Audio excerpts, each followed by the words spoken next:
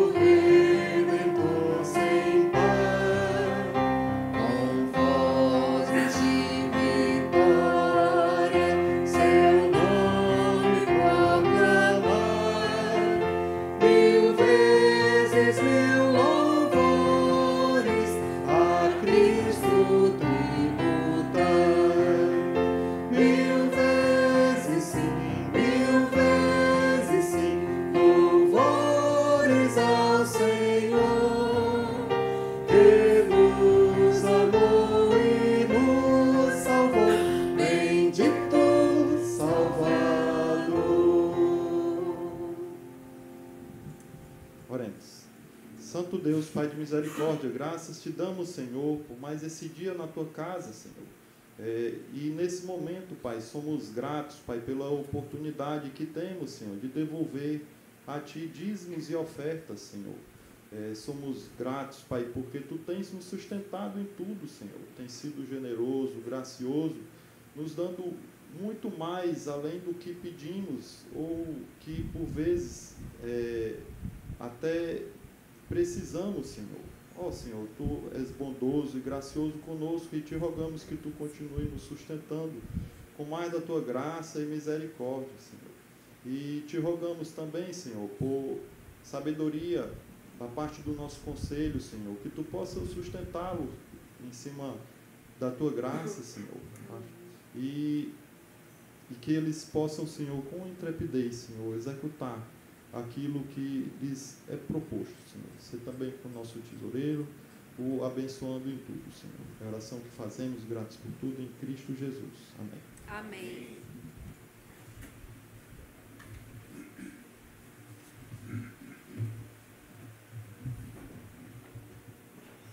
Bom dia, meus irmãos. Vamos para a nossa pastoral. É um texto que nós Já abordamos quando falamos sobre santidade, mas vamos lá, todos. Higiene e santidade. Dentre as tuas armas terás um porrete, e quando te abaixares fora, cavarás com ele, e volvendo-te, cobrirás o que defecaste. Deuteronômio 23, 13. Vamos orar ao Senhor. Obrigado, Senhor, pela tua palavra, porque a tua palavra de fato fala ao nosso coração, porque o Senhor nos ensina, porque o Senhor é bondoso, o Senhor nos ama e somos gratos a ti, Pai. Pedimos que, à medida em que nos aproximamos para estudar a tua palavra, que o Senhor nos alimente, fale ao nosso coração. Faz isso nesta manhã, neste momento, porque pedimos no nome do nosso Senhor Jesus. Amém, Senhor. Toda a Escritura é inspirada e útil para o ensino, para a correção, para a demonstração. E o apóstolo Paulo complementa e fala, a fim de que o homem de Deus seja perfeitamente habilitado para toda boa obra. Por isso que textos como esse são até difíceis de ler. Você lê e você quer enganchar em algumas palavras, fala assim, a Bíblia tem versículos que falam assim, mas de fato a Bíblia é a palavra de Deus.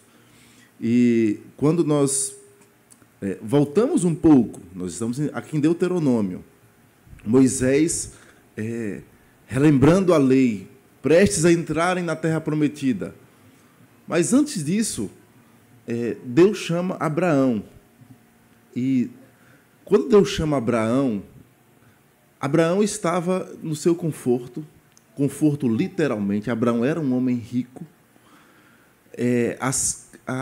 As casas de Ur dos Caldeus, por exemplo, eram daqueles que tinham os portes financeiros de Abraão, não eram os nossos apartamentos, nem as nossas casas no nosso estilo, mas eram casas grandes mesmo e boas. Ur dos Caldeus era uma sociedade já bem desenvolvida. Em outra oportunidade eu cheguei a citar aqui na igreja que em Ur dos Caldeus havia cartório, por exemplo. Já cartório mesmo. Em um dos achados, mais de 10.000 tábuas de argila escritas com contratos de compra e venda de terreno, de compra e venda de escravos. E você pensa assim, mas era arcaico, argila. A gente tem hoje o meio digital. Tecnologia somos nós. Não. Alta tecnologia, porque ela cumpria o que eles queriam fazer. Só para vocês terem noção do desenvolvimento de Ur dos Caldeus, a ideia de tábuas de argila era durabilidade.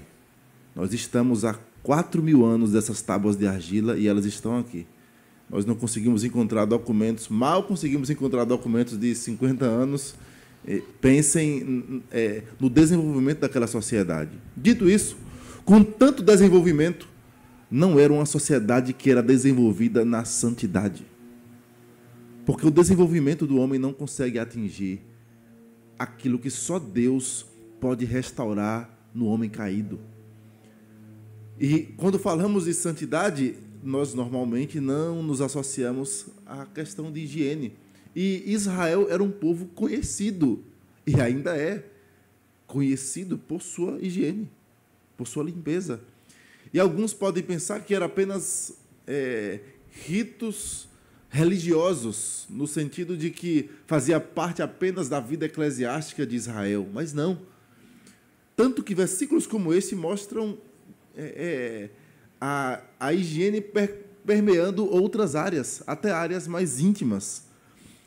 Mas quando falamos de Abraão, era para dizer também que Abraão, ao sair de Ur dos Caldeus, ele estava saindo da zona de proteção dos falsos deuses. Ur dos Caldeus era uma terra que cultuava os astros e provavelmente a lua. Abraão provavelmente era adorador da lua, antes de Deus o chamar.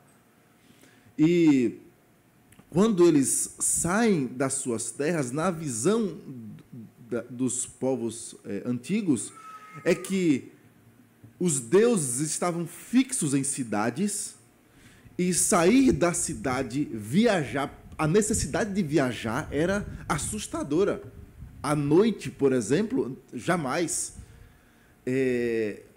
Sair da proteção do seu Deus. Então, era de fato quase que despedidas, uma mera viagem. Por quê? Porque na crença deles, deuses ficavam fixos em cidades e só tinham poder circunscrito a um lugar. Mas o Deus verdadeiro aparece a Abraão e quebra um paradigma da própria vida e da família e da cultura de Abraão. Um Deus que está em todos os lugares, um Deus que anda no meio do seu povo, onde quer que ele vá. Isso é diferente. É o princípio que a reforma resgata do chamado em latim coram Deo, diante de Deus. A ideia é, você está em todos os lugares, em todo o tempo diante de Deus, porque Deus é onipresente. Você pensa que esse princípio, esse pensamento de Ur dos caldeus, dos povos do Antigo Oriente Próximo, que é aquela região que Israel está inserida, que ficou só ali esse pensamento? Não. Esse pensamento está em nosso meio, na nossa nação e nas nossas igrejas. Ele está permeado principalmente na inserção do catolicismo no Brasil, quando pensa no santo e no profano. Lugar santo é onde? Quando eu passo de frente à igreja, aí ó, faço lá um sinal da cruz. É quando eu entro em uma missa. Quando eu saio, agora eu vivo a minha vida do meu jeito, do jeito que eu quero. E muitos crentes vivem assim. Vivem pensando que o lugar de santidade é no culto. Saio do culto, agora eu posso falar o que eu quiser, posso viver do jeito que eu quiser, e não percebeu que as mínimas áreas, aliás, desde as mínimas às máximas, todas as áreas da existência. E aí o Abraham Kuyper, um teólogo, dizia assim: não há um centímetro quadrado em que Deus não possa dizer, é meu. Em todas as áreas, nós podemos perceber que a vida cristã deve ser vivida com santidade, até na higiene. Até no copo que você joga aqui, ó. Eu não jogo, são as crianças. Ensine seus filhos. Até na sujeira na rua, pela janela do carro, não é só um pacotinho de bala. Coisas mínimas. O princípio que regia Israel, lá em Deuteronômio 23, nós lemos o versículo 13, mas no versículo 14, ele diz assim: por que você deve viver com higiene? O que é que isso tem a ver com santidade? Ele diz: porquanto o Senhor teu Deus anda no meio do teu acampamento. É porque Deus está em nosso meio. Ora, mas era só naquele lugar? Não, lembre-se, acampamento. A nuvem e a coluna de fogo estavam acima do tabernáculo, mas a nuvem e a coluna de fogo faziam o quê? Movia. Eles tinham que desarmar o tabernáculo e seguir a coluna de fogo e de nuvem. Onde parava, armava o tabernáculo, armavam as suas tendas, mostrando: Deus habita no meio do seu povo, onde quer que ele vá. Aliás, é Deus quem conduz o seu povo para onde ele vai. Então, a vida de higiene não era só naquele lugar. Santidade não era só para ali, era o ensino do Senhor para o seu povo. Onde você anda, santidade. O que você faz, santidade. A sua higiene tem relação com santidade. Por quê? Porque Deus habita no meio do seu povo. Não é como os falsos deuses. Não é só no culto que você vive santidade. Em todos os lugares. E qual é a expressão máxima da habitação de Deus no meio do seu povo? Cristo. Cristo habita no meio do seu povo. A figura de Deus anda no meio do teu acampamento, era simbolizada visualmente com um tabernáculo. E aí os discípulos, e especialmente João, escreve que ele tabernaculou entre nós. Nós vimos a sua glória, a glória como do unigênito do Pai. Nós temos Cristo. Não é só no culto, irmãos. Em todas as áreas. Nós andamos com Cristo. Cristo habita em nós. Que o Senhor nos ajude a viver e vislumbrar que a vida de higiene tem relação com santidade. Porque Cristo anda em nosso meio. Vamos ler? Higiene e santidade. Dentre as tuas armas terás um porrete, e quando te abaixares fora, cavarás com ele, e volvendo-te, cobrirás o que defecaste. Deuteronômio 23, 13. Que Deus nos abençoe.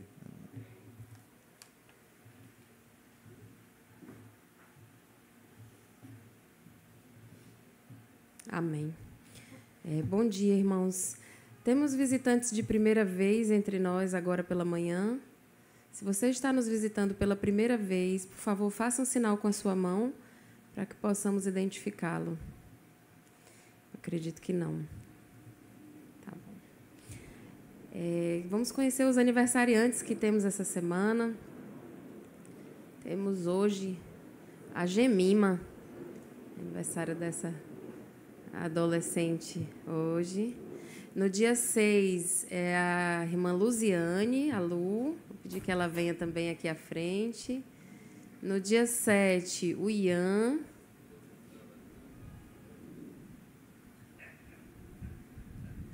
No dia 7 também a irmã Nizam. Não sei se ela está por aí, eu não a vi agora mais cedo. Veio não, né? Tá. No dia 8, o Caleb Nunes, é criança, ele está lá atrás. Ele passou por aí, que eu já vi. No dia 10, o Levi, também é aniversário, filho do diácono Euder.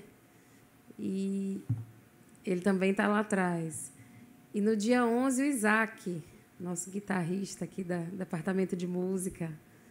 Pedir que ele venha aqui à frente também. E hoje eu vi que hoje é dia do músico presbiteriano. Olha aí, você representando aqui. Graças a Deus pela vida desses irmãos queridos. Vamos orar agradecendo a Deus. Senhor nosso Deus, Tu és tão grande, tão maravilhoso, Senhor. Nós estamos aqui na Tua casa, Senhor, para louvar e engrandecer o Teu nome nesse dia tão bonito, Senhor. Ó Deus, muito obrigado, porque cada irmão desse que está aqui à frente, Senhor, e os outros pequenos que estão ali também ensaiando, Senhor, estão completando mais um ano de vida. Ó Deus, muito obrigado porque Tu tens sido tão gracioso, ó Pai, conosco e com cada um desses irmãos, ó Deus, porque a Tua palavra nos diz que a Tua graça nos basta e ela não falta, Senhor. Muito obrigado também pela certeza que temos que as Tuas misericórdias são renovadas a cada manhã. Muito obrigado pela vida da irmã Gemima, Senhor. Abençoa, ó Pai, nos seus estudos, ó Deus. Abençoa o seu coração, Senhor, contra as investidas do inimigo, do homem mau, Senhor. Guarda a Tua serva, nós te pedimos, Senhor. Tu conheces os anseios do seu coração, ó Pai. Contempla-os, ó Pai, dentro da Tua vontade, nós te pedimos. Ó Deus, abençoa também a vida da irmã Luziane. Nós te agradecemos pelo serviço dela aqui na Tua igreja, Senhor, juntamente com a SAF. Ó Deus, e como irmã querida, Senhor, que está sempre pronta, Pai, a nos ouvir e nos ajudar, Senhor. Muito obrigado pela vida dela, Senhor. Tu conheces também, Senhor, o que ela precisa, Senhor. E dá, Senhor, da porção do Teu Espírito Santo que ela precisa, Senhor, para viver os seus dias, nós te pedimos. Ó Deus, também muito obrigado pela vida, Senhor, do irmão Isaac, por mais um ano que Tu destes a ele, Senhor. Ó Deus, abençoa em sua família, no seu trabalho, Senhor. Que ele seja bênção, Senhor, onde ele passa, Senhor. E que ele possa refletir a luz de Cristo, Senhor, na sua família, Senhor, no seu dia a dia. Ó Deus, Tu conheces o coração dele, Senhor. Guarda-o e sustenta a sua fé, nós te pedimos. Assim também abençoa o Ian. ó Deus, nos seus estudos, nos seus trabalhos, ó Deus, aqui na igreja. Obrigada, Pai, porque ele tem servido aqui conosco também, assim como Isaac e tantos outros irmãos, ó Pai.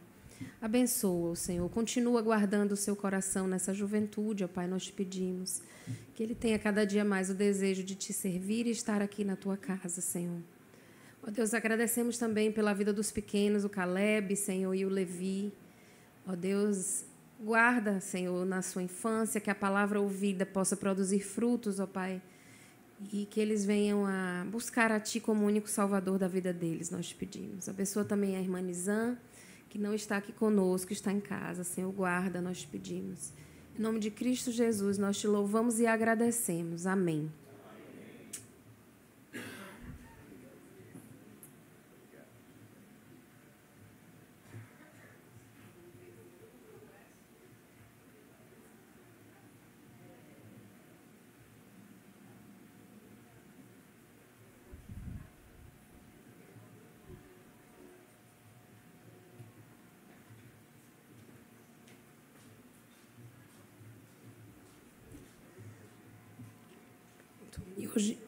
Hoje nós retomamos a família da semana. Eu pedi para a Gemima ficar aqui, porque hoje nós vamos apresentar a família dela. Né? O irmão Elias, a irmã Marlúcia. Tem um irmão que não está por aqui, que mora em Natal, que chama Samuel, que está aí na foto de laranja. Aí são a Gemima, ali o irmão Elias, a irmã Marlúcia, Samuel, e essa é uma irmã da irmã Marlúcia. Eu perguntei a ela só para confirmar, mas parece bastante.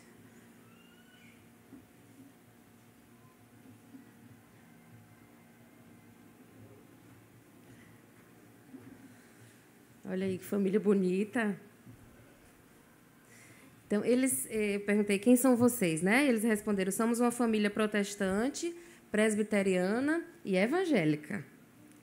E eles são todos aqui mesmo de Fortaleza e são acostumados com o sol.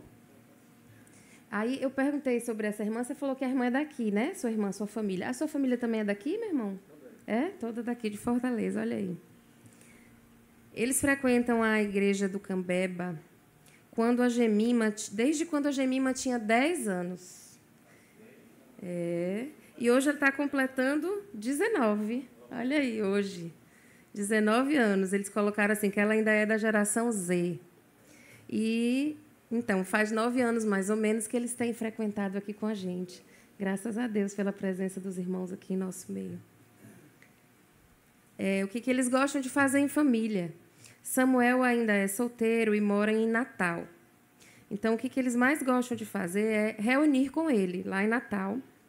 E, mais ainda, durante o Natal. Então, passar o Natal em Natal com a família reunida. Deu um trocadilho bom aí. E a Gemima é estudante. O Samuel é colaborador no escritório de advocacia. Ainda não advoga como inscrito na UAB, mas já trabalha na área. A irmã Marlúcia, está aqui escrito que ela comanda os assuntos da casa.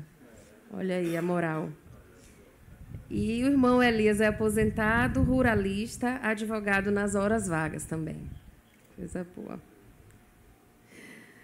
E o pedido deles, irmãos, é pela família deles, para que o Senhor os guarde, os veja onde eles estiverem, guarde o Samuel lá em Natal, guarde eles aqui nas lutas também pela questão de saúde da irmã Marlúcia, né? E temos já orado. Ela vai precisar fazer uma outra cirurgia no antebraço, o plano ainda não autorizou, tem sentido muitas dores. Então, vamos lembrar dessa irmã querida e desses irmãos também, né? No dia a dia deles, que o Senhor os guarde nele, guarde o coração da Gemima, seus estudos, né? Almejando aí entrar na universidade, que o Senhor abra as portas. Então, é isso. Eu não sei se a família da semana anterior está por aí. Deixa eu só olhar aqui rapidinho. A Tatiana e o Ariosto. Um deles dois possa vir aqui à frente, agradecer a Deus pela vida do irmão Elias e da irmã Marlúcia. Vamos orar. Senhor nosso Deus, nosso Pai, louvamos o Teu santo nome por estarmos aqui reunidos. E é por Ti, ó Pai, que nós estamos aqui para Te prestar culto, ó Pai. E nesse momento em especial, Te louvamos pela vida da família do Senhor Elias, da Marluce, da Gemima, do Samuel. Ó Pai, obrigado por esses irmãos aqui tão amados. Obrigado pela vida deles, ó Pai. E nesse momento nós colocamos, Senhor, todos os seus anseios, todos os seus desejos, todas as suas vontades em suas mãos. Pedimos que o Senhor seja com o Senhor Elias, como comandante do seu lar, que o Senhor abençoe, o dê o discernimento, ó Pai, a força necessária. Pedimos, Senhor, pela irmã Marluce, com seu problema de saúde, que o Senhor possa, Senhor, abençoar, possa, Senhor, guiar ali com os médicos, que o plano possa, Senhor, conceder aquilo que a tua filha pede. Senhor, conduze-a nesses momentos, que o Senhor dê a ela a alegria que vem de Ti e que ela possa passar por isso, Senhor, e que isso seja para que ela dê honra e glória ao Teu santo nome. Te pedimos, Senhor, pela jovem Gemima, pelos seus estudos, que o Senhor continue com ela, ó Pai, que o Senhor dê a ela a sabedoria que vem de Ti, que o Senhor a proteja de todos os males desse mundo. Sabemos que o inimigo, ó Pai, tanto se esforça para tirar os jovens de perto de Ti, mas que o Senhor, Pai, possa acampar ao redor dela, que a Tua santa proteção possa estar sobre sua vida, onde que ela estiver, Pai, seus relacionamentos, que o Senhor a conduza, Senhor, e que seja para a Tua honra e para a Tua glória a vida dela. Te pedimos também pelo Samuel, Pai, que não está aqui no seio da família, mas sabemos que seus pais estão com o coração lá, que o Senhor o proteja, o guarde, que o Senhor abençoe o seu trabalho, que ele possa também crescer, ó Pai, e se desenvolver para a Tua glória, ó Pai. Muito obrigado, Senhor, pela vida dessa família, e que o Senhor continue com ela, ó Pai, e que ela possa ser luzeira no mundo, que eles possam exalar o bom perfume de Cristo em tudo que eles forem fazer, e que eles possam também, ó Pai, ser um conosco aqui na comunidade, nos ajudando, sendo, Pai, servos de Ti na Tua seara. Continue conosco, Senhor, durante esse dia santo do Senhor, e que o Senhor, ó Pai, esteja nos instruindo com o Teu Santo Espírito para que possamos cada dia, ó Pai, crescer perante a Ti e enquanto irmãos, ó Pai, que continuemos juntos, firmes no Teu serviço. É assim que a Tua igreja te ora e te agradece, em nome do Seu Filho Jesus, nosso Senhor e Salvador. Amém. Amém. Assim como outras famílias daqui da igreja, eles já foram apresentados no outro momento e estamos reapresentando, né, as famílias. E agora tem o irmão Elias, tem o devocional para sua família aqui da EBD.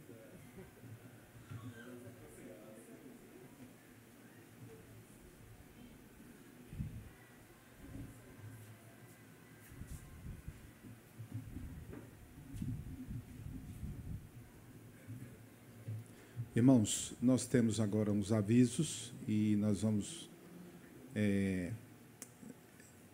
esses avisos vão ser dados pelo pastor. Tem um ou outro aviso, mas não vai ser dado agora em função do horário.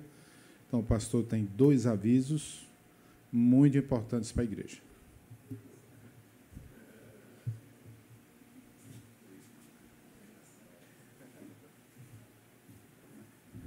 Bom dia, irmãos. São 3 avisos, né? Tem um a mais. Que eu vou começar com este terceiro. Aliás, eu vou começar com a primeira convocação. São 2 convocações, irmãos, de assembleia. Pronto, aqui. A primeira delas, nós já iniciamos, fizemos até o estudo há 2 domingos, quando falamos sobre a diaconia, por conta do vencimento do mandato de 5 diáconos nossos. Então, nós vamos fazer a convocação agora, neste momento, e depois será fixada no grupo do WhatsApp da igreja.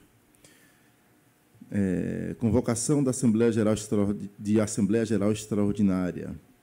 O Conselho da Igreja Presbiteriana do Cambeba, no uso de suas atribuições constitucionais e estatutárias, consoante a disposição dos artigos 9º, parágrafo 1º, letra A, 13, parágrafos 1º e 2º, 110, aos artigos 110, 111 e 112 da Constituição da Igreja Presbiteriana do Brasil, da Constituição da IPB, e artigos 17, letra I, 19, parágrafo 1º e 30, parágrafo 4º, 5º e 6º dos Estatutos da Igreja Local, convoca seus membros em plena comunhão, conforme o registro da ata 104 do dia 3/5 de 2024, última sexta-feira, para se reunir em Assembleia Geral Extraordinária no domingo, dia 19/5, às 11h30, sem ser no próximo domingo, no sequente, no templo da igreja, após a escola bíblica dominical, a rua Joaquim de Figueiredo Filho, 214, bairro Sapiranga, nesta cidade,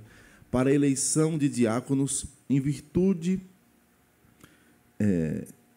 dos diáconos Jailson Silva Henrique, José Carlos Rodrigues Correia, Mateus Gunix Paranaguá Barril e Pablo Pinheiro Estuda Guimarães terem os mandatos vencendo em 26 de maio de 2024. Assim como abre mais uma vaga de diácono, passando o número de diáconos da junta diaconal da igreja de 8 para 9 diáconos.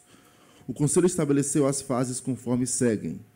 Fase 1, período de indicação de pré-candidatos pela igreja, do dia 5/5, hoje, 2024, ao dia 12/5 de 2024, às 23h59, próximo domingo. O proponente, após consultar o irmão que pretende indicar e tendo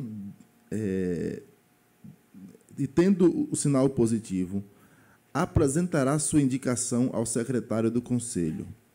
Para ser válida a indicação, deve ter, no mínimo, 3 assinaturas de membros comungantes, civilmente capazes, em plena comunhão, que não tenha relação familiar de primeiro e segundo grau com a pessoa indicada. O não cumprimento de quaisquer dos critérios acima invalidará a indicação da candidatura. Deixa eu dar só um parêntese aqui. Nós ensinamos, quando falamos sobre o diaconato, que há um erro de você votar simplesmente porque é meu irmão, porque é meu pai, porque é meu tio. Então, um zelo para que você não caia na tentação disso, não na votação. Na votação é óbvio que você pode votar no seu marido, no seu pai, no seu filho. Mas na indicação, deixe que outra pessoa o faça, para que outra pessoa de fora reconheça o serviço de diaconato nessa pessoa e faça a indicação. Então, esse é o zelo que o Conselho está tendo nesse ponto. Fase 2. Análise e comunicação à Igreja pelo Conselho dos candidatos pré-indicados pela Igreja, determinado os que serão efetivamente candidatos, e indicação dos candidatos do Conselho até o dia 18/5. Então, após a indicação da Igreja até o próximo domingo, então, até o sábado anterior à eleição, o Conselho vai indicar para a Igreja quem serão os candidatos que foram aprovados. E aqui eu também faço um adendo, que é o seguinte, de explicação. A igreja precisa aprender o rito presbiteriano, sempre, não só desta, todas as igrejas presbiterianas, no sentido de que não fique curioso caso você indique alguém e o conselho não aprove. Talvez na própria conversa com o conselho a pessoa declina. E aí você fica, por que o conselho não aprovou o meu marido, o meu filho, o meu tio, o meu amigo? Não cria essa especulação. O conselho se reúne em oração, com zelo, e pensando no bem da igreja e no bem do próprio candidato. Então, caso você seja indicado e você não seja aprovado pelo conselho, não fique machucado, chateado. Não, é zelo pela obra do Senhor e tem motivos e razões justas. E mais, caso, agora é a palavra para o indicado, caso você seja indicado, aprovado pelo conselho e a igreja não lhe eleja, não fique chateado também não com a igreja. A igreja não votou em mim, eu não fui. Não. Eleição é o processo natural que Deus escolheu na Escritura para os seus oficiais. Então, é vontade de Deus que você não esteja exercendo o oficialato durante aquele período. Então, aguarde em oração, descanse no Senhor, coloque-se sempre na soberania de Deus quanto a escolha do senhor para o oficialato. Fase 3, a própria eleição. O quórum para a instalação da Assembleia será em número correspondente a 1/3 dos membros da Igreja, conforme artigo 19, parágrafo 1º do Estatuto da Igreja. A Assembleia será realizada em sessão única, certo? A contagem de votos será feita em seguida à votação na presença da Assembleia e o resultado será apresentado imediatamente após a conferência e contagem dos votos. O candidato será considerado eleito se alcançar 50% mais um dos votos válidos, maioria absoluta. Por que é 50% mais um? É a ideia mesmo de maioria simples, tá bom? Não é 50,5%, é 50 mais um voto, tá bom? Não é porcentagem, é por quantidade. O voto em branco será considerado voto válido e os votos rasurados ou assinados serão considerados votos nulos. A ordenação e instalação dos oficiais eleitos ou reeleitos ocorrerá no culto vespertino do mesmo dia da eleição.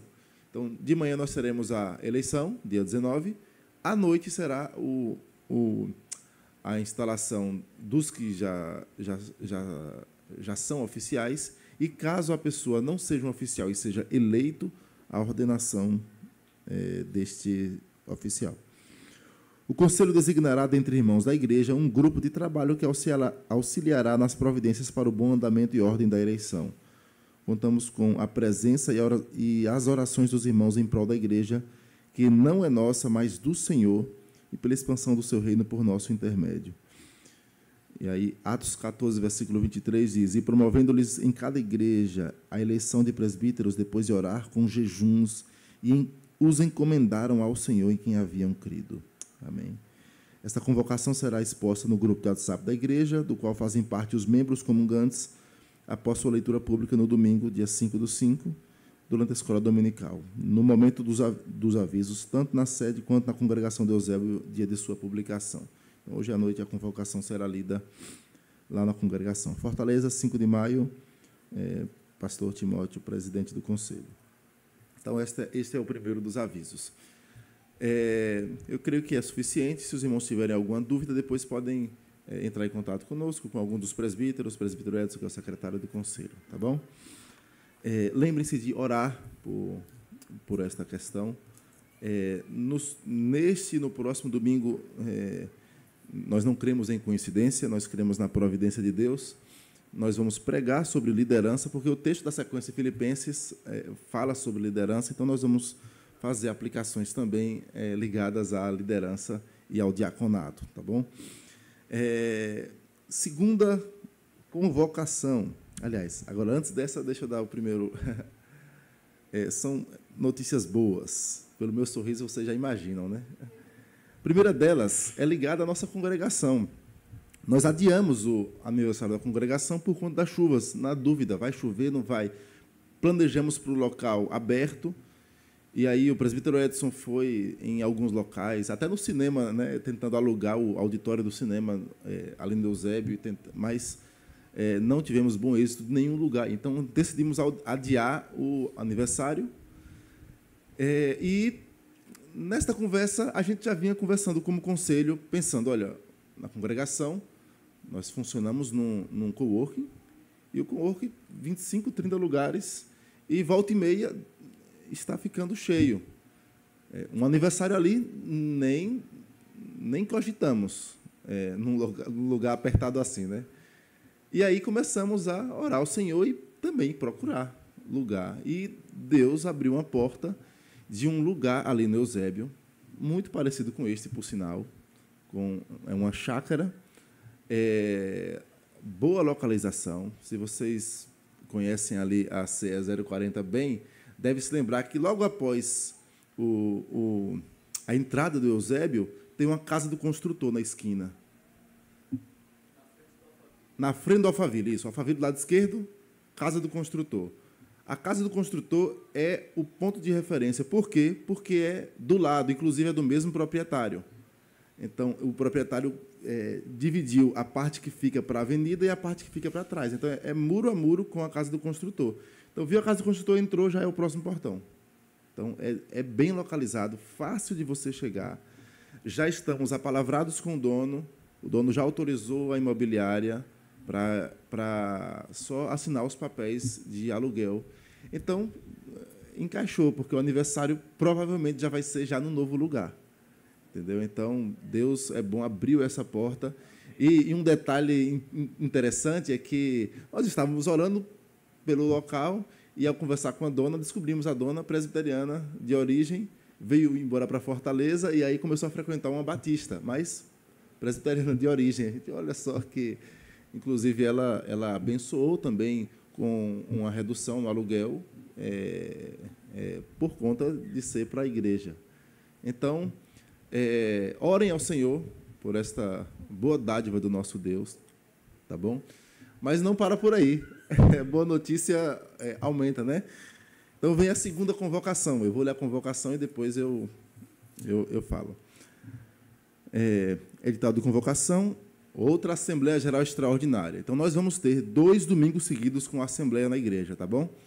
Próximo domingo é esta que eu vou ler agora, e no outro, a da eleição, ok? O Conselho da Igreja Presbiteriana do Cambeba, no uso de suas atribuições constitucionais e estatutárias, consoante disposição do artigo 9º, parágrafo 1º, letra F da Constituição da Igreja Presbiteriana do Brasil, conforme a Constituição, e artigo 17, parágrafo 4 dos Estatutos da Igreja Local, convoca seus membros em plena comunhão, conforme registro na ata 104 do dia 3, sexta-feira agora, anterior, né, para se reunir em Assembleia Geral Extraordinária no domingo, dia 12/5, às 11h30, no templo da igreja, após a Escola Bíblica Dominical, a rua Joaquim de Figueiredo Filho, 214, bairro Sapiranga, nessa cidade, para receber como doação não onerosa um terreno, cito, a Rua Homem de Melo, Cambeba, mesmo bairro da igreja, com área de 2.500 metros quadrados para instalação definitiva da Igreja Presbiteriana do Cambeba. Notícia boa, né? Deus é bom. Filipenses 4, 19 e 20. O meu Deus, segundo a sua riqueza em glória, há de suprir em Cristo Jesus cada uma de vossas necessidades. Ora, a nosso Deus e Pai seja a glória pelos séculos dos séculos. Amém. Essa convocação será exposta no grupo de WhatsApp da igreja, do qual fazem parte os membros comungantes, após sua leitura pública no domingo, dia 5, durante a escola dominical, EBD, no momento dos avisos, tanto na sede quanto na congregação de Eusébio, dia de sua publicação, Fortaleza, 5 de maio, pastor Timóteo, presidente do conselho. Irmãos, Deus fez as coisas assim, né, encaixarem de modo que a gente não compreende. A dona do nosso terreno entrou em contato falando de um reajuste, já que o aluguel nosso estaria defasado. Ela falou de um pequeno reajuste, exatamente, um pequeno reajuste. E aí, conversamos, olha, nós precisamos também agilizar essa questão, e vamos, o conselho, conversando, né, vamos consultar ela sobre uma possibilidade de venda desse terreno, tudo bem. Que ano após ano, segundo os irmãos, consultava, não vendemos. E desta última vez, ela disse, faça uma proposta, né? Não é, presbítero? Faça uma proposta. Tá bom. O conselho fez uma consulta, porque o conselho não tem autonomia para fazer proposta sem assembleia. Então, o conselho fez um valor de consulta dentro de uma razoabilidade de valor por metro quadrado, e fomos para a reunião com ela, na verdade, com o dono e a irmã do dono. Fomos lá. Chegando lá, ela falou do aluguel, do reajuste, conversou e tudo, e a proposta dela, sem conversa, disse que menos que isso a gente não pode de aluguel. Menos que 6 vezes mais do que a igreja paga, aproximadamente 6 vezes mais do que pagamos hoje.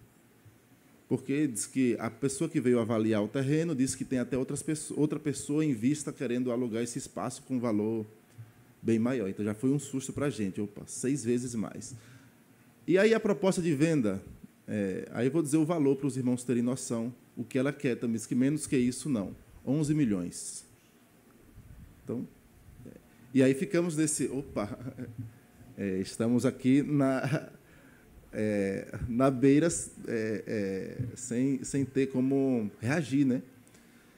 Mas tudo bem, Deus está no comando, e aí, na mesma semana, começamos a procurar, e Deus abriu uma porta. Aí, para os irmãos terem noção, já foi fechado o negócio com o dono da doação. Outro aspecto, uma doação anônima que é feito de coração à igreja, então não fiquem especulando esta questão.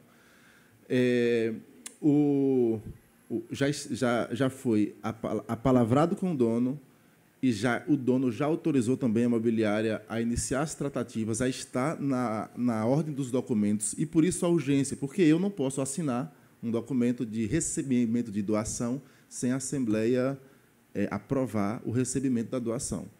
Então, é por isso que foi muito em cima. Então, neste domingo, já convocamos para o próximo domingo, para que nós possamos, para que a Assembleia aprove a doação. E onde é que fica o terreno?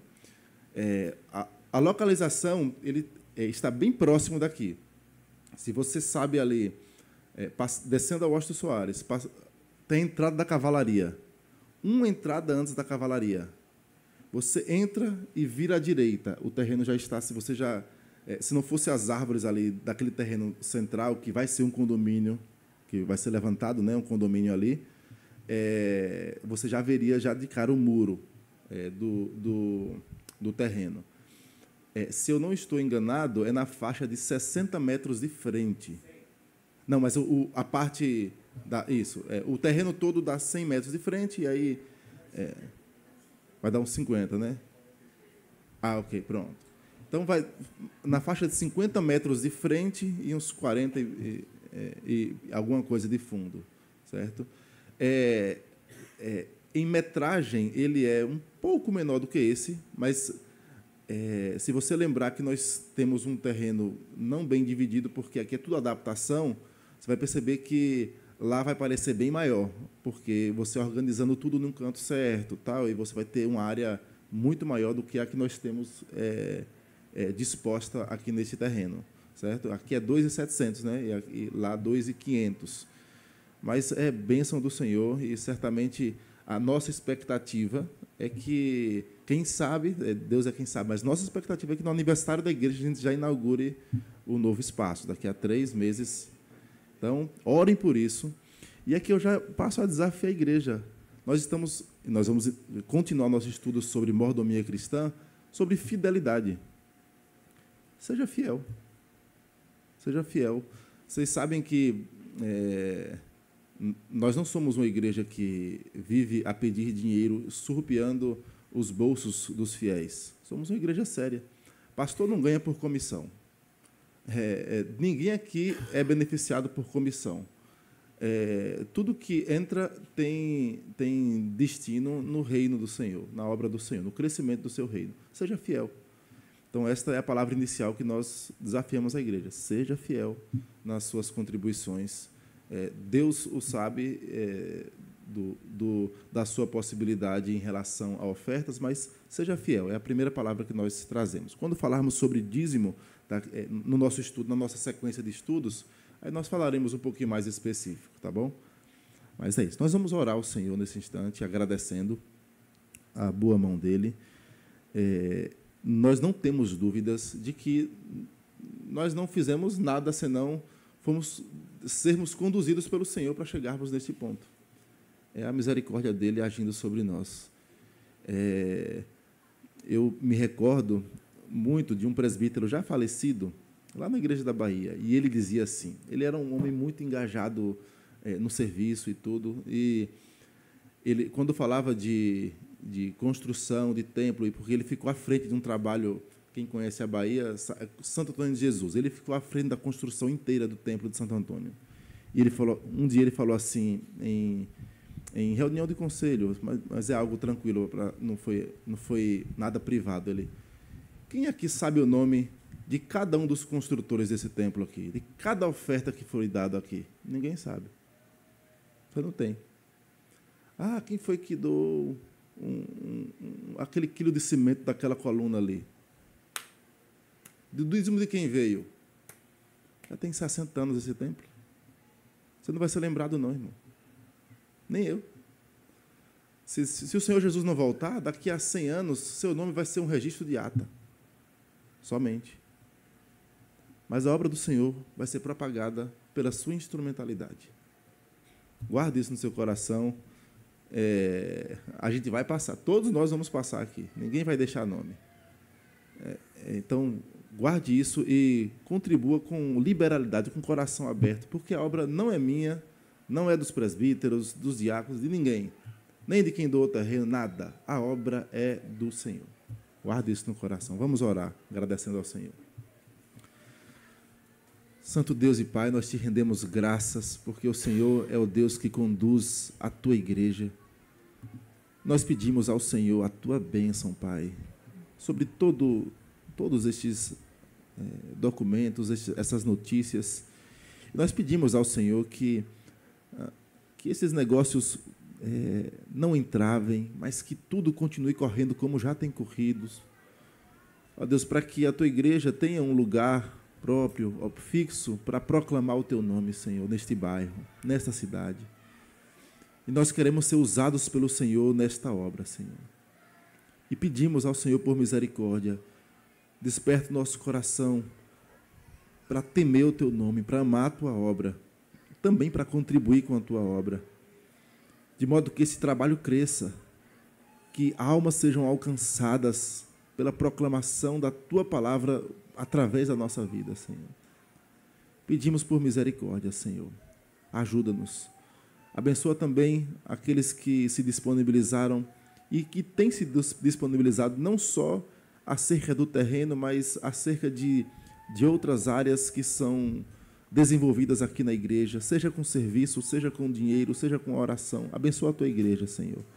Abre o coração do teu povo, daqueles que porventura não entenderam a sua responsabilidade, também desperta-os. Ó Deus, queremos crescer como igreja saudável, igreja que prega a tua palavra, igreja com o coração aberto para desenvolver aquilo que o Senhor coloca em nossas mãos. Mais uma vez pedimos a tua bênção, tanto sobre o aluguel ali no Eusébio, para que também a documentação, tudo ocorra em paz e que ali seja o teu nome proclamado. E também sobre o terreno, Pai, para que também essa documentação continue fluindo de forma tranquila e o negócio se finde, ó Pai, para a honra e glória do teu nome é o que nós te pedimos, Senhor. Faz isto em nosso meio. É o que nós pedimos em nome de Jesus. Amém, Senhor. Amém. Então vamos para a nossa escola dominical, né?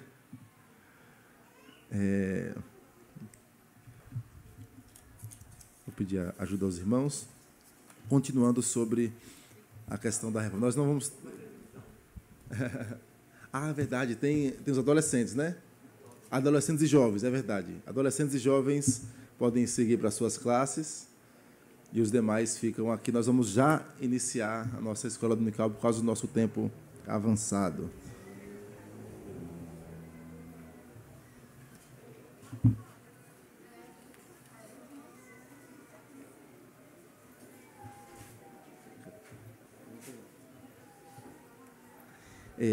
Irmãos, enquanto as classes se dividem, vamos abrir mais uma vez a Escritura em Efésios 4, 28.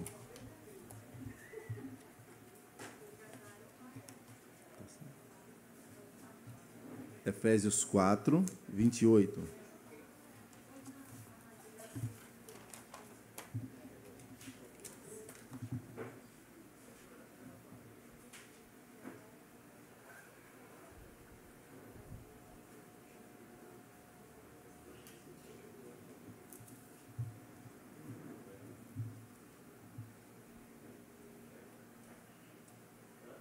Efésios 4, 28. Nós vamos ler a uma só voz esse texto da Escritura. Efésios 4, 28.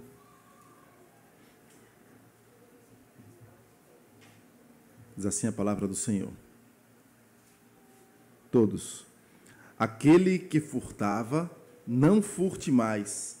Antes, trabalhe, fazendo com as próprias mãos o que é bom, para que tenha com que acudir ao necessitado.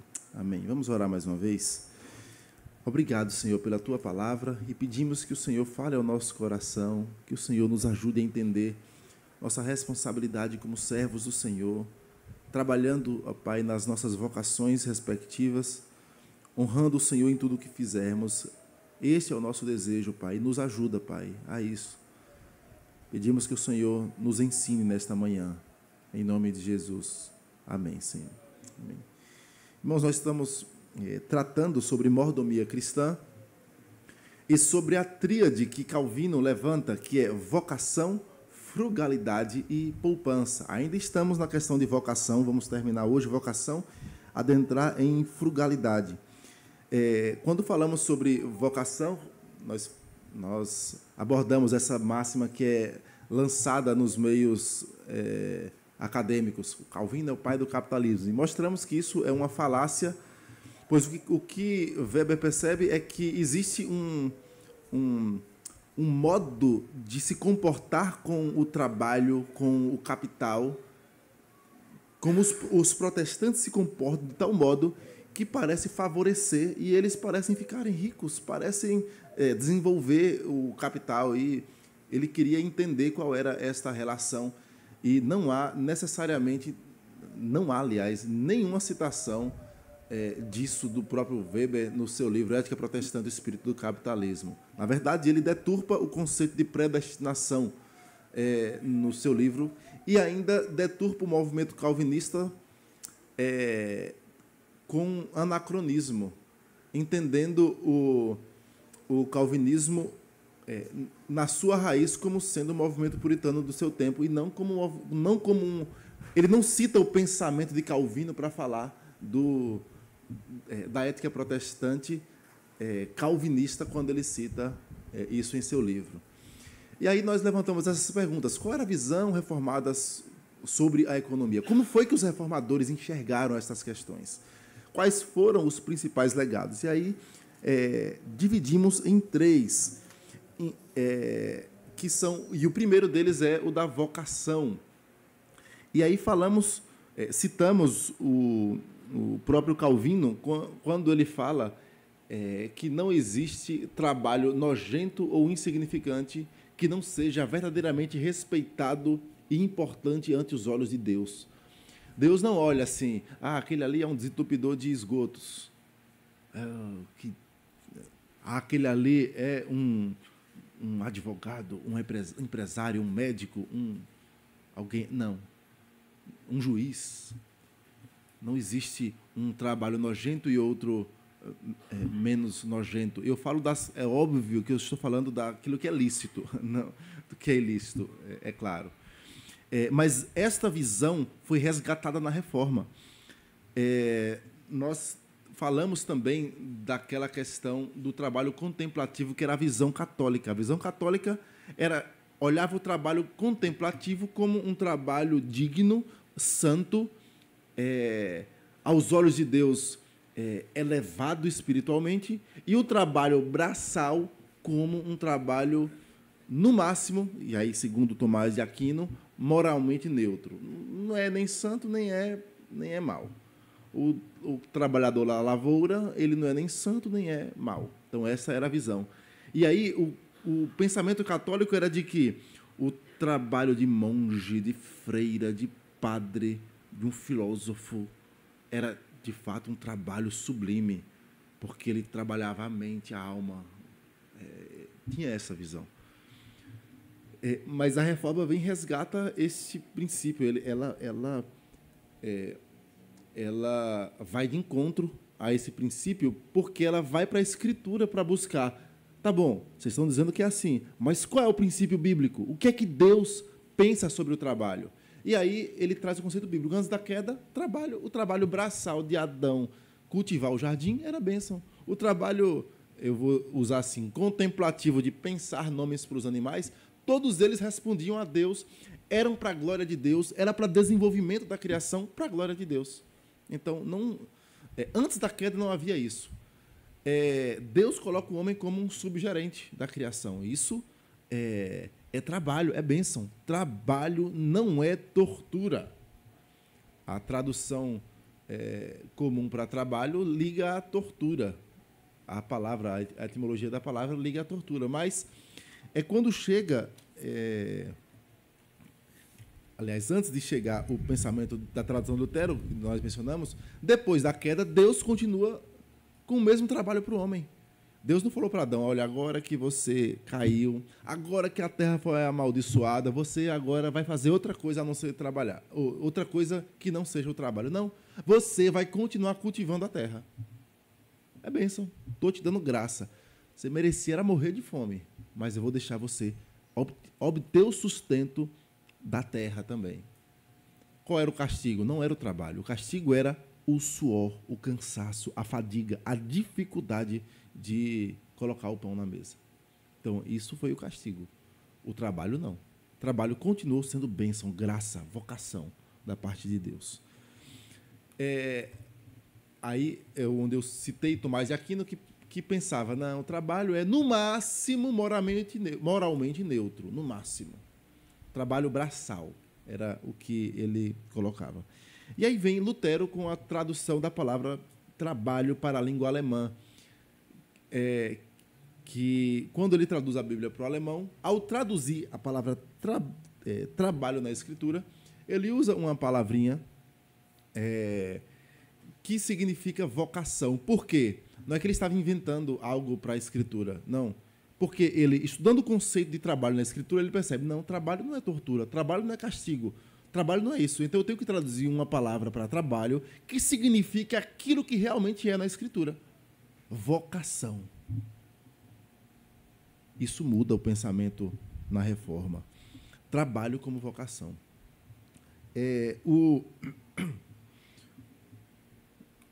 Eu trago uma citação do Michael Horton, e ele diz assim, no livro Cristão e a Cultura, que eu citei no último domingo. Vou ler dali. Martinho Lutero sabia que compreender que a aceitação do pecador por um Deus santo era resultado de uma justiça alheia, uma justiça externa. Deus nos aceitar Deus santo nos aceitar em sua presença não era porque eu sou santo ou porque eu consiga produzir nada. É só por uma justiça externa, e sabemos que é a justiça de Cristo. Era resultado de uma justiça alheia ao pecador, necessariamente levaria a revoluções nos relacionamentos humanos.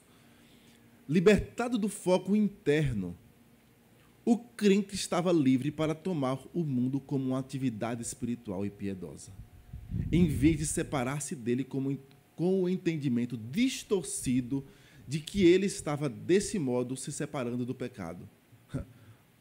As vocações para freire e para monge era essa: sai do mundo, vai para um exercício contemplativo, vai para os monastérios, vão para os monastérios, para os conventos, separar-se do pecado, separar-se do mundo.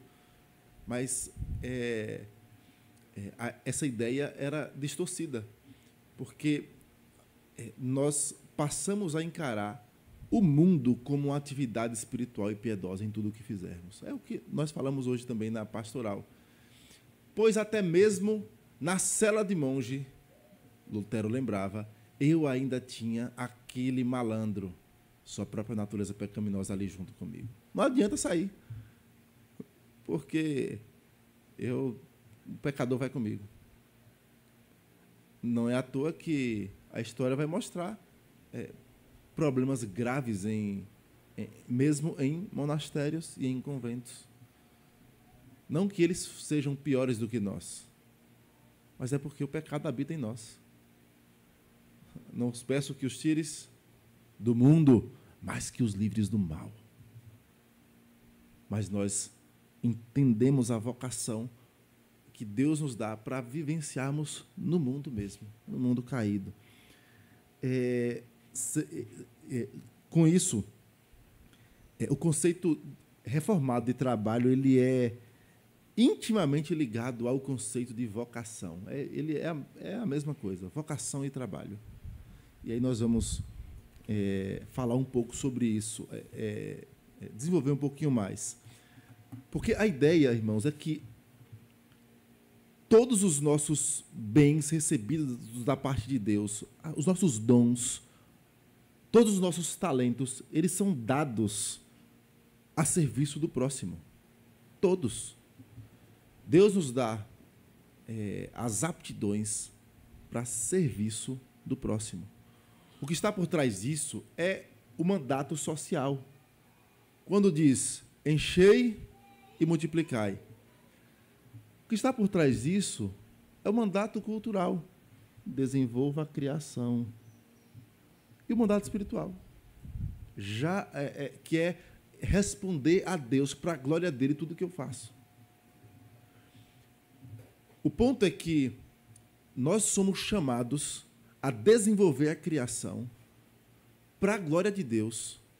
Aliás, desenvolver a criação servindo o próximo para a glória de Deus. Vocação vai envolver tudo isso.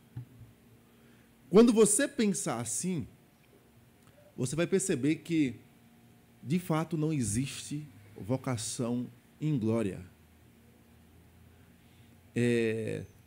Não tem nada que você faça que você não pode fazer para a glória de Deus. Pense assim, que opção tinha um escravo? Alguns escravos tinham a vocação, olha que palavra difícil de ouvir, de serem escravos. Como assim? Porque no mundo em que ela foi inserida, caído, pecador, em algumas gerações, ela nem tinha opção de alforria, nenhuma. Ela nascia e morria, condenada à escravidão. O que fazer então?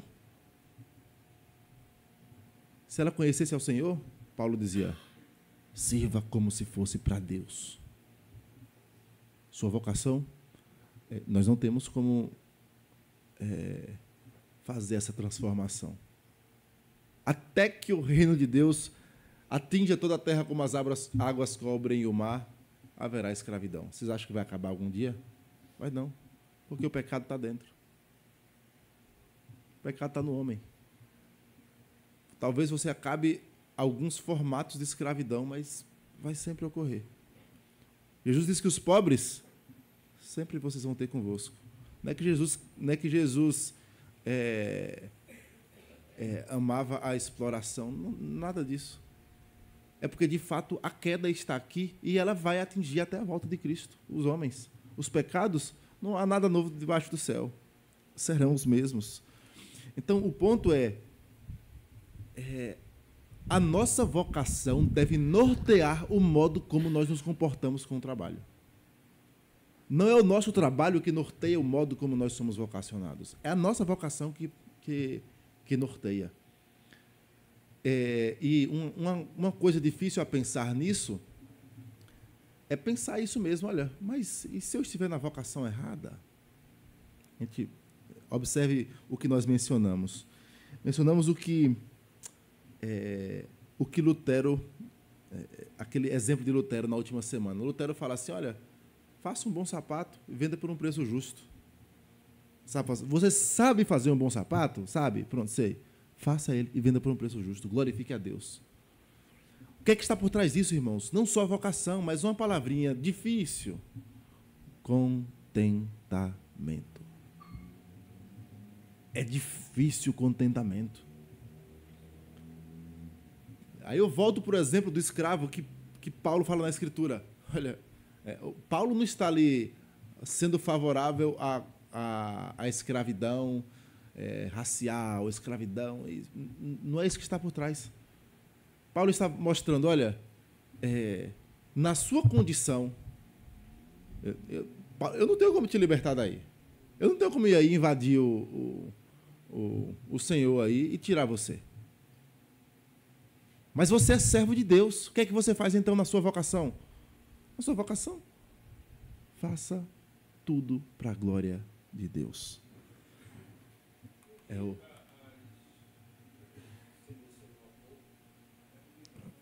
O microfone, por favor, verdade. Onde é que se encaixa aquilo que foi mencionado e também apareceu nos slides, acerca das revoluções entre os humanos, alguma coisa do tipo assim? O que é aquilo? Qual é a conotação correta que aquilo quis dar no texto? Quem deve, não, revolução. liberdade. Não, entendi. Ali a ideia é a seguinte: vai mudar o modo como o homem se comporta. E mudou. O exemplo, qual é? Olhe para as nações protestantes, como a visão sobre trabalho. Tanto que Max Weber escreveu, tem alguma coisa impressionante acontecendo com os protestantes.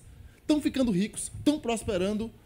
E o que aconteceu? Aí ele tenta achar, aí ele tenta falar sobre predestinação e fala nada com nada sobre predestinação. Então, acontece mesmo uma revolução na mente dos protestantes. Só o microfone, por favor, porque o pessoal, tanto do fundo quanto da transmissão. Oi. Oi, sim. Qual é etimologicamente o significado de vocação que você está levando? Isso, vocação é a ideia. Vocação. Deus nos dá, de fato, dons, talentos. Não, desculpa. Etimologicamente, qual o significado da palavra vocação? Não, é porque a ideia de vocação... Sem a ideia. Não, eu sei. A ideia de vocação que Lutero usa no alemão é uma palavrinha, eu não quis pronunciar, Beruf.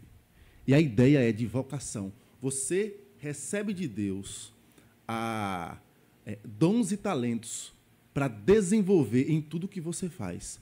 Então, se você vai você é um pedreiro, você recebe dons e talentos para fazer aquilo bem feito, faça aquela vocação para a glória de Deus. Entendeu? Não, é porque português, nesse instante, não vai ajudar muita coisa. Entendeu? Porque no português...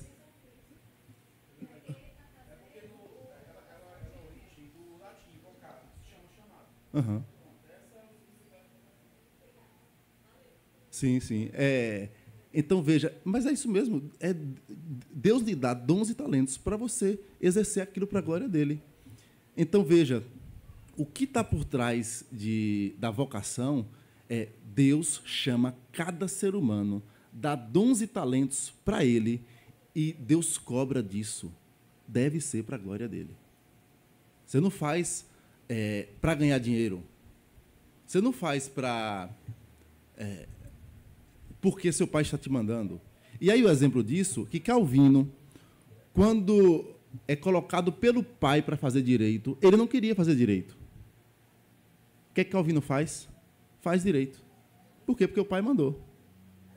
E Calvino faz com tanta excelência, para vocês terem noção, Calvino, antes de terminar o curso, Calvino era tido pelos colegas como se fosse um professor. Porque os professores davam a cadeira de ensino para Calvino para dar aula substituta. O que está por trás disso? Pensamento correto sobre o que Deus me coloca as mãos para fazer. O que é que Deus me coloca as mãos para fazer? Deus coloca as mãos... olha o detalhe. E nem sempre eu tenho tanta opção. Existem vocações forçadas. Existem. Quer ver um exemplo? O apóstolo Paulo queria ser apóstolo? Ele escolheu, eu vou ser um apóstolo. Foi assim? Não. Ele vai saber o que é sofrer pelo Evangelho. Eu conversava com o presbítero Almir, ele mencionando, acho que foi o Paipa, o reverendo Paipa dos Estados Unidos. Ele falando o seguinte, olha, só um minutinho, viu? Fale que eu complemento. Não, mais ou menos dentro do contexto. Você vê que Genebra, sei lá, até hoje, no mundo, aliás, o país protestante, calvinista, e até hoje lá, as leis bancárias, todinho, é baseado lá. É interessante esse detalhe.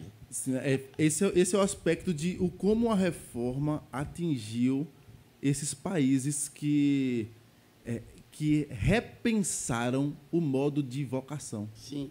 O modo como se comporta com a criação, com o trabalho. A lei bancária, tudinho, até hoje é fundamental. A Convenção de Genebra, a lei do cheque, ainda é funcionado lá. Interessante isso. Sim. Eu perdi o fiozinho, daqui a pouco eu volto para ele.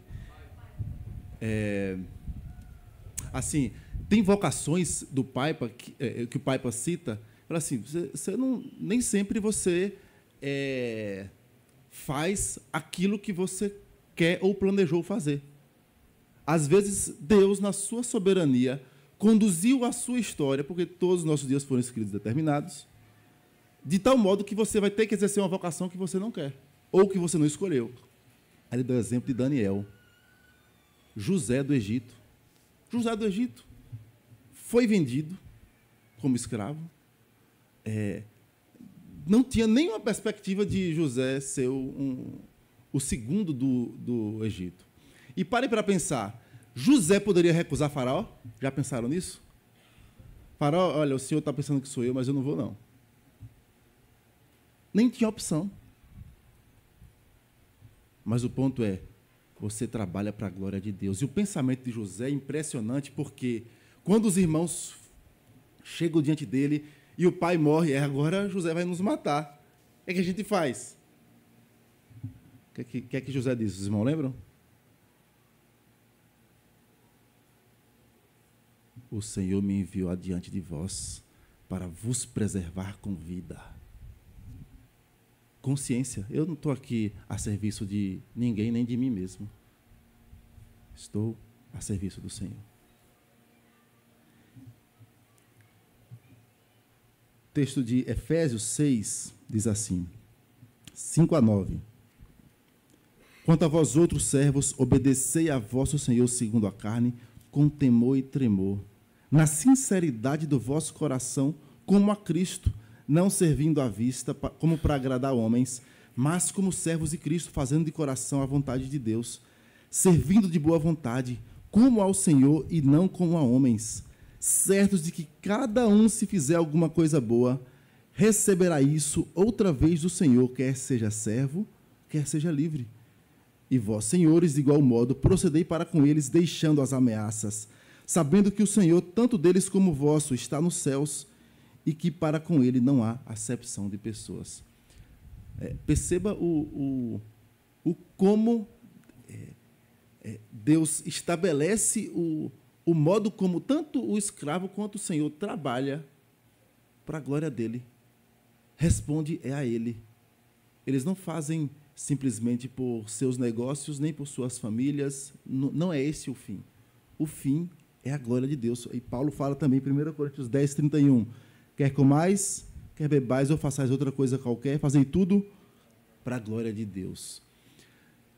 E aí vem o ponto, que é uma constatação meio lógica e óbvia, não é necessária, mas é corriqueira, que é remuneração diferenciada. O que acontece normalmente se você dá o seu melhor no seu trabalho? Normalmente, se você se destaca como alguém que dá o melhor, que se esforça, normalmente você vai ter bons resultados e normalmente você vai ter remuneração diferenciada. Era o que acontecia na reforma.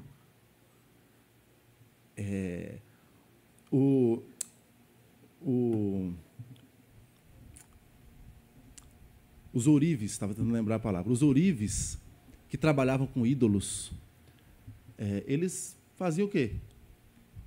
Vamos fazer ídolos. Faziam ídolos. E a reforma chega no local e acontece o quê? Alguém sabe o que é que eles começaram a fazer? Alguns deles relógios. Bons relógios suíços. Vem de onde isso? De ourives, alguns deles que abandonaram os seus ídolos ou os ídolos dos outros e começaram a fazer outras coisas que não idolatria. Glória de Deus. Fazendo o seu melhor. O exemplo de Lutero, sapateiro, faça o seu melhor sapato possível, mas venda por um preço justo. Nisso você glorifica ao Senhor. Por outro lado, Calvino vai tratar algo que é fora de sério. Não está ali não, é a letra H. Remuneração diferenciada, ok. Calvino fala sobre remuneração injusta. E eu trago aqui uma citação também do André Bieler, aquele livro Pensamento Econômico e Social de Calvino. Olha o que ele diz, preste bem atenção. De modo geral, quis Deus aqui a toda a humanidade ditar preceitos em relação a gente pobre. Se eu contrato um homem pobre para trabalhar para mim e não lhe pago senão metade, é certo que eu defraudo no seu trabalho. Se barganho com alguém para me servir, pois bem, o dia de trabalho vos importará em tanto, mas essa diária será de tal modo reduzida que o pobre homem, após ter feito tudo o que podia, não terá de sustentar-se. E por quê? Verei esse homem que não tem o que fazer, não dispõe de meio nenhum de trabalho, ele tem de passar pelas minhas mãos, se ele não passar pelas minhas mãos, ele vai morrer de fome. Eu terei pelo preço que eu quiser. Incomum isso, irmãos? Muito comum, não é? Você provocar a escassez de mão de obra para diminuir o salário do miserável, do trabalhador que passa fome. Você quer falar?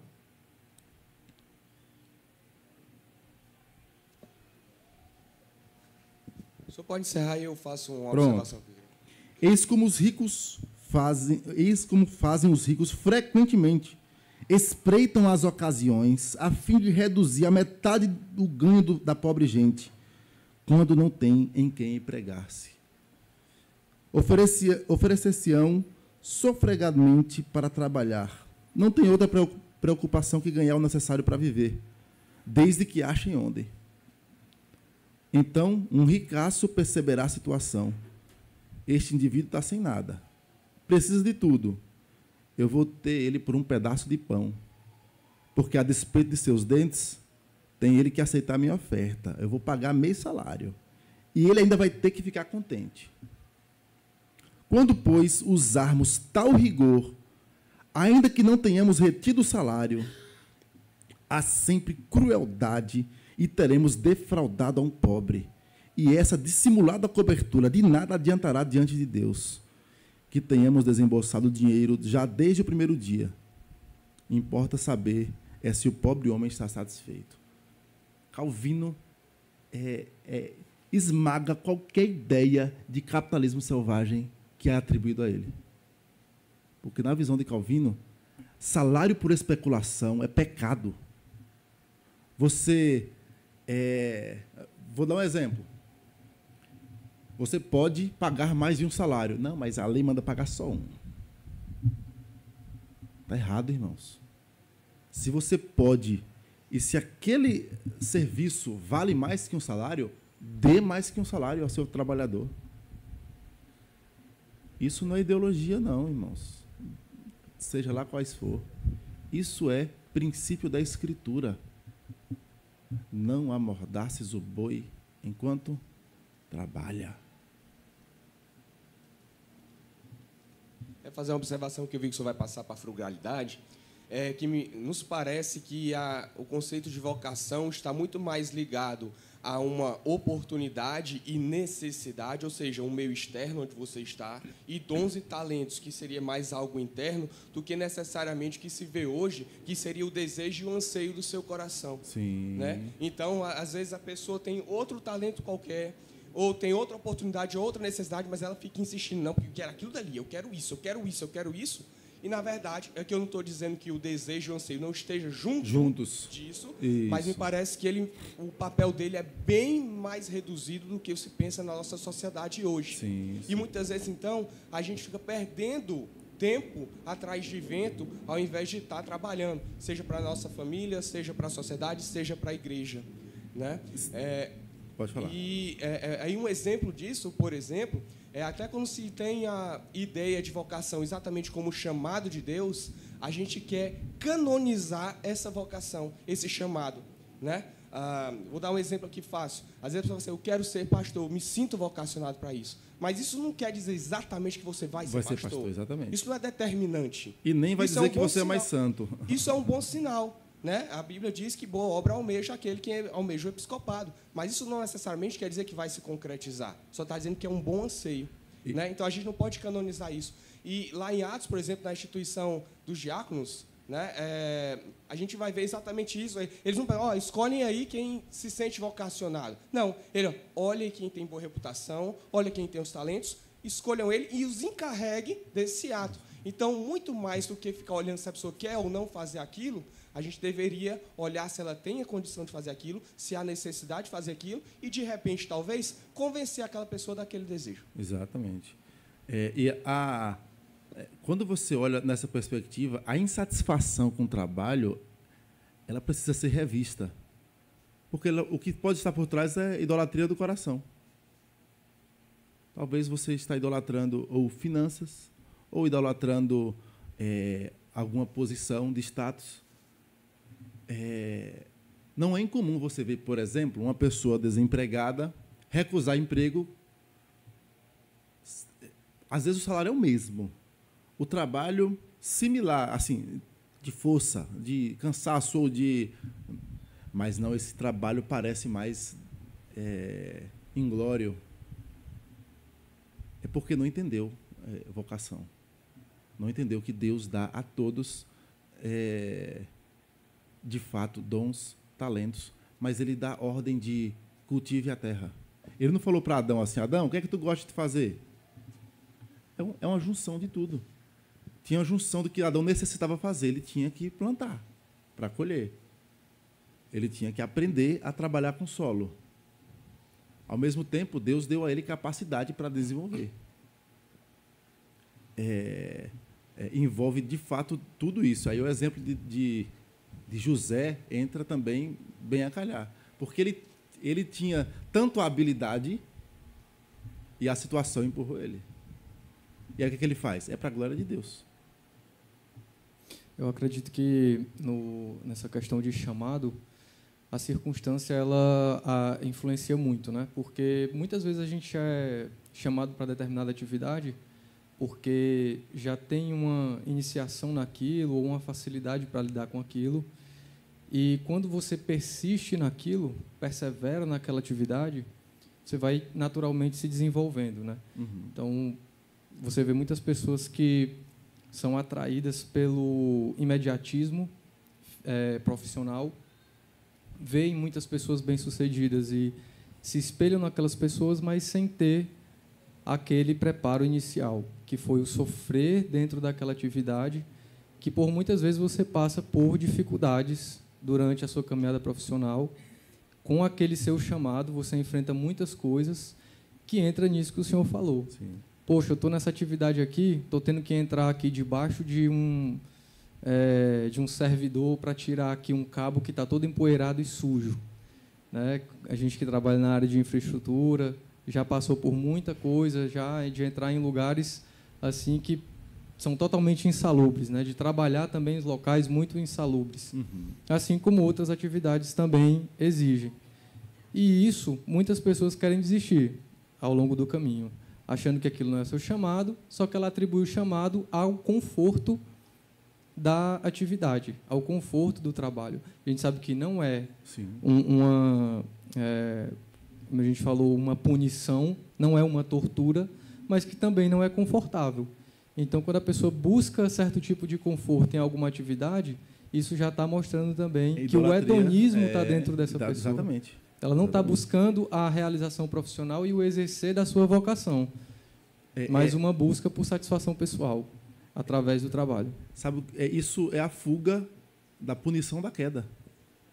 Você quer fugir dos espinhos, abrolhos, do suor do rosto, da fadiga, assim como... É óbvio que não é trabalho, eu falo assim, da mulher, o nome de trabalho de parto, não é? Não tem como fugir do sofrimento da gestação. Impossível fugir dos sofrimentos que estão ligados à gestação. Não tem como fugir. Só na restauração do Senhor, no último dia. Quando você estava falando, Paulo, eu estava lembrando aqui, pergunte a todas as crianças do Brasil, quase todas vão dizer, quem tem vocação para ser jogador de futebol? Aqui, se perguntar, quem é que tinha vocação para ser jogador? Todo mundo vai dizer que tinha. Mas vocação, o Caleb falou uma coisa interessante, não é simplesmente um sonho, né, que você, uma coisa que você almeja somente. É uma relação, de fato, interna, daquilo que Deus te dá de dons e talentos, e daquilo que Ele te chama para fazer, que envolve até a condução de seu pai e da sua criação. Quantos pais não criaram um filho para ser um advogado ou para gerir os negócios da sua empresa? E cresceram e geriram. E o que foi a vocação dele? Deus, na sua soberania, providenciou a história para que ele crescesse naquele lar, fosse exposto àqueles gostos e tudo, aquelas questões, seja por necessidade ou por... E ele foi dotado de dons e talentos que ele consegue fazer aquilo com excelência. De tal modo que, se ele conhecer o Evangelho, ele vai perceber, opa, não é para meu pai que eu estou fazendo, não. Não é para ganhar dinheiro, não é para ser o cara bem-sucedido da sociedade, não é para colocar o pão na mesa, é para a glória de Deus. Você desenvolve a criação para a glória de Deus. E sabe por que não é para colocar o pão na mesa? Não é que você não vai botar o pão na mesa, é claro. Mas a finalidade não é essa, porque tudo isso aqui é passageiro. Mas quando Cristo restaurar todas as coisas, nós vamos continuar trabalhando para a glória de Deus e não necessariamente é por causa do meu filho, para a faculdade do meu filho, para o meu filho. Não é. Não é para minha aposentadoria. Não é para isso. Percebem? Nós vamos continuar desenvolvendo a criação para a glória de Deus, em toda a eternidade. É você limitar benefícios de viver para a glória de Deus como se fossem o alvo. E aí você poderá incorrer em pecado de idolatria. E aí o seu filho morre e você fica sem sentido de trabalhar, entra em depressão profunda. Por quê? Porque o alvo da sua vida era o seu filho, e não a glória de Deus. Não é que você não vai ter luto, vai ter dor, sofrimento. Perder um filho, eu nunca perdi um filho, mas imagino que deve ser uma das piores dores nesta vida, é perder um filho. Mas se o seu alvo for a glória de Deus, certamente Deus vai te consolar e você vai voltar a trabalhar para a glória dele e olhar para o alvo correto. Então, esse é o arcabouço bíblico do que é vocação. Vocação não é algo que você simplesmente pensa, eu queria trabalhar menos. Então, não tem relação com isso. Não, esse trabalho aqui, eu vou ser gari. Eu também já mencionei a igreja. Eu me recordo em Salvador, um dia, primeira vez que eu vi, eu nunca tinha visto esta profissão, já tinha ouvido falar. O pessoal entrando, todo com uma roupa diferente assim, no esgoto para desentupir com um caminhão, e o cara entrando na hora assim. E eu fiz, rapaz, não deve ser fácil, não. E você acha que não existem pessoas que amam o seu trabalho, mesmo sendo ele tão mal visto por alguns? Amam. Muitos deles falam, não, eu quero isso aqui mesmo, mas não quero mesmo. Conheço um lavrador que recebeu uma proposta gigante financeira para ele vender o sítio dele. A proposta na época era um valor astronômico para alguém que era aposentado com salário mínimo. E aí ele disse, e se eu vender? Eu não vou conseguir comprar outro aqui, não. Não vou ter condição de comprar outro. E eu amo fazer isso aqui. Eu não vou vender, não. E não vendeu. Ficou na sua vida simples, porque ele amava cuidar de galinhas, plantar umas coisinhas que ele vende na feira. Na época, eu não entendi. Eu disse assim, rapaz, com tanto dinheiro, ele era a aposentadoria dele todinha. Ia render aí seus 20 mil por mês, 30 mil. E ele não vendeu. Não vendeu. Sua vida simples, glorificando a Deus. E é interessante porque é alguém que, volta e meia, está lá plantando, aí posta um vídeo e aí começa a falar da sua vida simples. Aí, rapaz, de fato a visão de que a vocação dele é aquela ali. Cuidar de animais, cuidar de plantas e vender aquelas plantas. E, de fato, alguém que você vê glorificando a Deus nas coisas simples que Deus coloca ali para fazer. Sua insatisfação com o seu trabalho pode ser idolatria. Calvino não ensinava a estagnação, Então eu nasci proletariado, nasci peão, vou morrer peão. Não era essa a visão. Pelo contrário, a visão da reforma mandava você desenvolver, correr atrás, mas, ao mesmo tempo, ser contente com aquilo que Deus coloca nas suas mãos para fazer. Ariosto Júnior. Tem uma máxima que o mundo coloca, né, que é trabalhe com aquilo que você gosta, que você nunca mais vai ter que trabalhar na sua vida, né? E aí os jovens não estão aqui, né? Tem alguns poucos jovens, mas é muito importante porque eu já vi muito jovem perder muito tempo, né, ir atrás do sonho dele, que ele acha que ele foi vocacionado para aquilo, né? Principalmente falando de medicina, 6, 7, 8 anos tentando fazer medicina, e aí quando faz medicina vê que não era aquilo que ele queria, né? Aí o mundo faz com que eles percam esse tempo, né? E eu acho que tem muito assim daquilo que Deus te coloca. Eu acho que ninguém aqui vai estar vocacionado para fazer um salvamento numa cordilheira de neve, né? Porque a gente não tem isso aqui, né? Então eu converso muito com a Tatiana assim, o que Deus tem posto em nossas mãos, né? E daquilo ali encontrar a felicidade, né? E não o contrário, né? Não daquilo que, né, você tem como desejo e transformar aquilo ali na sua luta. Mas é tudo o mundo caído, né? Como a gente viu aí, tentando deslocar os nossos focos e fazer com que a gente perca tempo e não ajude realmente o próximo naquilo ali que está sendo colocado em nossas mãos, né? Falar de vocação de fato, deve mexer no nosso modo de se comportar no trabalho. Se você entende como Deus quer que você viva e você, amanhã no seu trabalho, vai continuar sendo o mesmo funcionário, tem alguma coisa errada com o seu cristianismo. Porque Deus nos chama para viver o Evangelho em todas as áreas. É o que eu trouxe na citação, né? Isso promoveria uma revolução nos modos de enfrentar o trabalho. E, de fato, promoveu. Só que, infelizmente, isso está decaindo. Como é que estão os crentes hoje nos trabalhos? Eu também já mencionei a igreja. Eu conheci pelo menos 2. Eu conheci uns 3 ou 4. Eu me recordo de 2 patrões. Não quero crente, não. Crente? Crente no meu trabalho? Cheio de desculpinha, cheio de moralismo e não, vida dupla, sabe? Por quê? Porque o entendimento do que é vocação decaiu. Teve uma época pós-reforma que as pessoas preferiam reformados, protestantes trabalhando. Por quê? Porque os caras trabalham com zelo, pontuais, fazem as coisas com amor e tudo. Muda. E nós hoje vivemos insatisfeitos, normalmente. O nosso desejo, às vezes, é sombra e água fresca. A gente vive almejando a aposentadoria. Como a Ariosto falou, a gente vive almejando um trabalho que me traga felicidade, tranquilidade, que trabalhar menos, fugindo simplesmente daquilo que não tem como fugir. O suor do rosto comerás o teu pão. Mas, ao mesmo tempo, Deus nos ensina algo que o mundo não conhece: contentamento.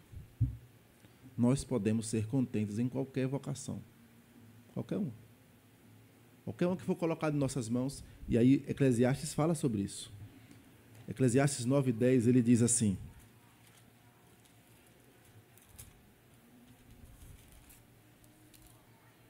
tudo que tiver a mão para fazer, faze-o conforme as tuas forças. Porque no além para onde tu vais, não há obra, nem projetos, nem conhecimento, nem sabedoria alguma. Ele está dizendo, na sepultura tu não vai levantar uma parede. Não vai conseguir fazer nada. O tempo de você se dedicar naquilo que Deus coloca em tuas mãos é agora. Faze conforme as tuas forças. Trabalhe.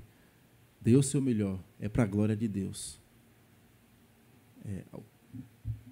Pádua. E aí a gente encerra.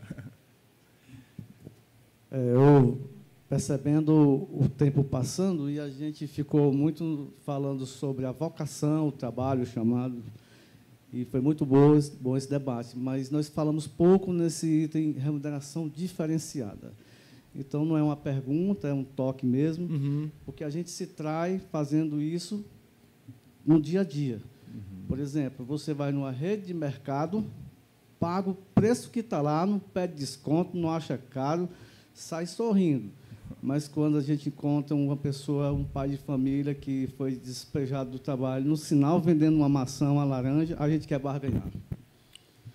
Então, a gente se sente na liberdade de explorar, sei lá o quê, levar a fruta dele pelo preço que ele comprou, às vezes, sabe? Muito boa essa Então, assim, colocação. eu costumo dizer que esse momento não é a fruta que me importa, é abençoar a pessoa que está no rojão ali.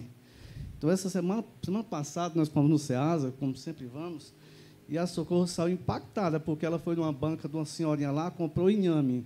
Quando ela saiu, ela flagrou a mulher orando, agradecendo a Deus.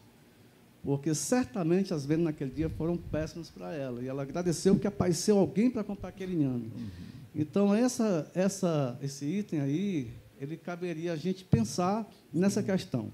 Levar bênção à pessoa através do trabalho que ela presta. Se você... A Vânia me perguntou aqui do lado se eu pagar o salário a uma pessoa, seria isso aí, não seria errado. Eu disse que não, porque é o salário que ela estabelece, embora seja um salário de miséria. Agora, o errado é eu saber que o meu irmão, uma pessoa está desempregada, não consegue emprego mais, está lá por várias razões sem mercado, e eu aproveitar esse desemprego dela, a miséria dela, e pagar só a metade, e sair rindo daquela facilidade que eu encontrei. Então, esse serviço que eu estou precisando dela é uma oportunidade não só de receber o trabalho, mas de abençoá-la. Sim. Então, só um toque nesse Sim, deixa eu dar um exemplo. O senhor falou, me recordei agora. Meus irmãos, parem para pensar que a gente é tentado a barganhar R$10 de um diarista. Pense aí. A gente barganha R$10 de um diarista. Enquanto a gente deveria fazer o quê? Toma aqui 10 a mais, toma aqui 20 a mais. Coisa simples.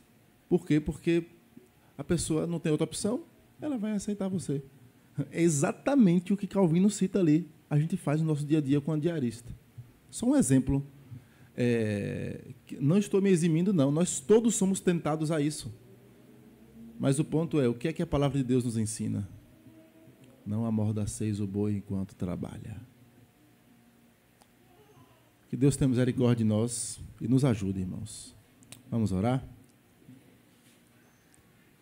Senhor nosso Deus, nós te rendemos graças porque o Senhor nos ensina, nos corrige. E em nosso trato com o nosso próximo, ó Senhor, tem misericórdia. Somos tantas vezes egoístas. Tantas vezes só queremos pensar em dinheiro. E às vezes nosso coração fica tentado a achar que não vai dar no fim do mês e como se isso fosse justificativa para explorar o nosso próximo. Tem misericórdia de nós, Senhor. Renova a nossa mente. Ó Deus, tem misericórdia daqueles que estão insatisfeitos no seu trabalho. É certo que muitos, de maneira justa, por explorações de outros sobre eles, mas pedimos que o Senhor dê-lhes a medida certa de contentamento, para que eles consigam desempenhar aquilo que é justo e que é requerido deles, lembrando que eles servem ao Senhor, mas ao mesmo tempo que o Senhor lhes dê diligência em crescer, em fazer com mais esmero, em aprender mais, em se especializar e, quem sabe, galgar outros postos de trabalho com remuneração mais justa. Abençoa a tua igreja, Senhor, nos ajuda. Nós somos tão frágeis. É o que pedimos por misericórdia, Pai, em nome do nosso Senhor Jesus. Amém, Senhor. Deus nos abençoe, irmãos.